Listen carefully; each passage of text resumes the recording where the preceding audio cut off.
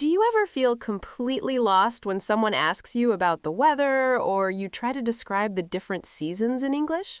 Do you struggle to use the right adjectives and verbs when talking about a sunny day or accidentally use an Urdu translated phrase that makes no sense? Today, we are diving into the most common mistakes when talking about the weather and seasons. We will instantly teach you how to speak proper English about the climate, making your daily conversations sound natural and fluent. Welcome back, Emma. I have a question about the weather, something that bothers me daily. This morning, I looked outside and told my driver, the sun is very much out today. The sun is very much out today. That's a great example of a literal translation mistake, James.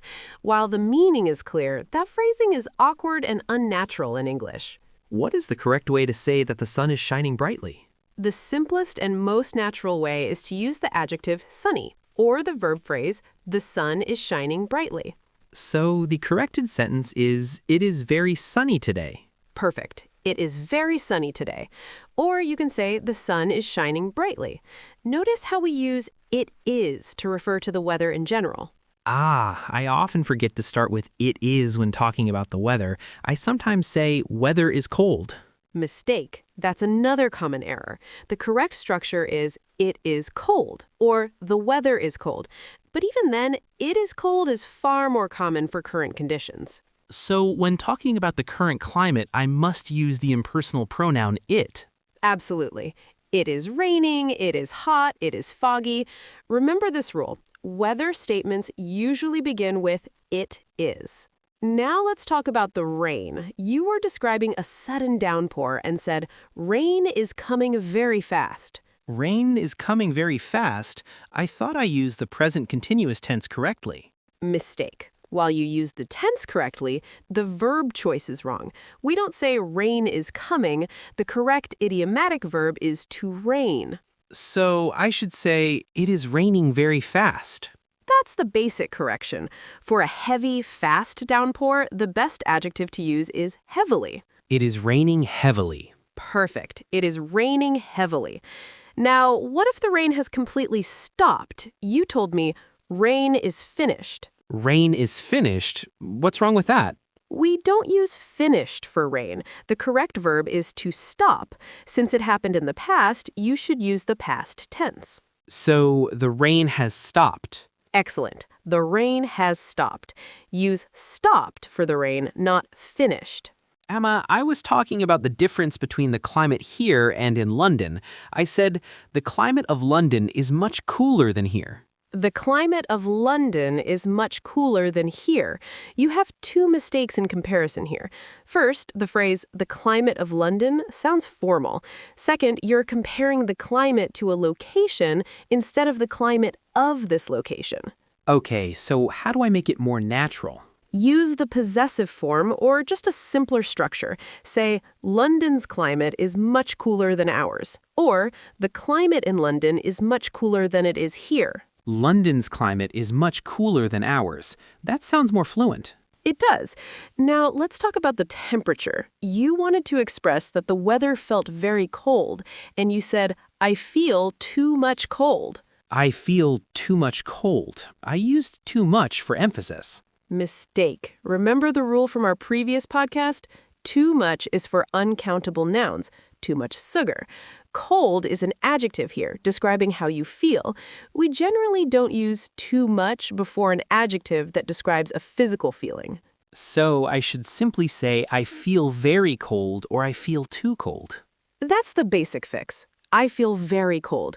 Or if you want to sound strong, you say I'm freezing or I'm absolutely chilled. I'm freezing. That is a much better way to express extreme coldness. Let's move on to seasons. We often confuse the terms for different seasons. When describing the summer, you said, summer season is very hot here. Summer season is very hot here. I'm being descriptive. Mistake. The word summer already implies the season. It's redundant and unnecessary to say summer season.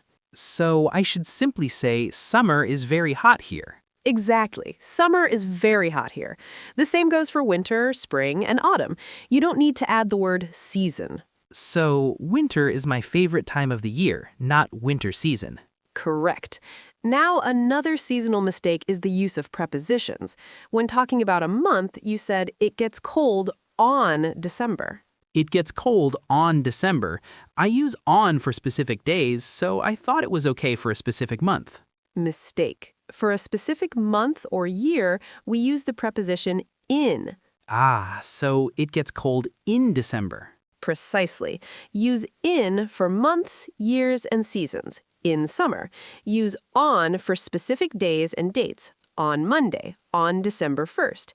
And use at for specific times. At 5 p.m., at night. So the meeting is on Tuesday in January. Perfect. You have fixed that tricky prepositional error. Emma, I wanted to describe something about the atmosphere outside, that it was damp and foggy. I told him there is wetness in the air. There is wetness in the air. Again, a very direct, literal translation. We have much better, more specific vocabulary for this in English. What should I say instead of wetness in the air? If it's light and humid, you say humid or humidity. If it's a cold, penetrating dampness, you say damp or chilly. So it feels very humid today. Yes, it feels very humid today. This conveys the exact feeling without awkward translation. Now, let's talk about fog. You said, it is having fog outside. It is having fog. I meant there is fog. Mistake. We don't use the verb to have to describe the existence of fog. You should use the verb to be in its progressive form or the adjective foggy. So it is foggy outside. That's the simplest correction. It is foggy outside. Or you can use the structure we learned earlier. There is fog outside. There is fog outside. Both are simple and correct. I will focus on using the adjectives like foggy and cloudy. Let's talk about the wind. You wanted to say that the wind was strong and cool, and you said air is moving very fast. Air is moving very fast. Is that wrong? Mistake. When air moves quickly, we call it wind, not air. And for a strong wind, we use the adjective windy. So the correct sentence is, it is very windy today. Absolutely. It is very windy today. You can also say a strong wind is blowing. A strong wind is blowing. So I should use the specific word wind and the adjective windy for fast-moving air. Precisely. Now, here's a confusion between two similarly sounding verbs. You were describing a slight drizzle, and you said the sky is dripped. The sky is dripped. I meant rain was falling in small drops. Mistake. The verb you want is to drizzle, and since the action is continuous, you should use the present continuous tense. So it is drizzling. Perfect. It is drizzling. This means light rain. The verb to drip means water falling in a small stream from a faucet or a leaking roof. So the faucet is dripping, but it is drizzling outside. Excellent distinction. That's how you use specific, correct vocabulary. Now let's talk about future weather predictions. You looked at the news and said, the forecast told that it will be cold tomorrow. The forecast told. I used told because the forecast gave me information. Mistake. Remember the say versus tell rule? Tell requires an object, told me, told us. Since the forecast is an inanimate object, the verb say is more appropriate, or even better, the verb predicts or is calling for. So the forecast says that it will be cold tomorrow. Yes, or more dynamic, the forecast predicts cold weather tomorrow. The forecast predicts cold weather tomorrow. I should use predicts for weather forecasts. Now, the grammar correction on the tense. You said it will be cold tomorrow. This is acceptable, but since you are reporting what the forecast said in the past, the tense should shift. Do you remember the rule for reported speech? Ah, yes. Will shifts to would. You remembered. So the most correct reported sentence would be, the forecast said that it would be cold tomorrow. The forecast said that it would be cold tomorrow. I fixed the verb, said, and the tense, would be. 2 fixes in one sentence. Emma, I wanted to describe the sun after a rainstorm. I said, the sky has cleared up. The sky has cleared up. That is actually correct and perfectly idiomatic. You use the present perfect tense correctly because the action of clearing has just finished and the effect, the clear sky, is present now. Good job. Wow, I got one right. But I often confuse cloudy and overcast. Are they the same? They are related but not the same. Cloudy means there are many clouds in the sky.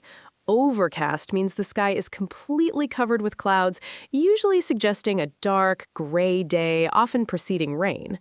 So, overcast is a stronger word than cloudy. Exactly. If you look outside and cannot see the sun, you say it is overcast. That's a good word for improving your weather vocabulary.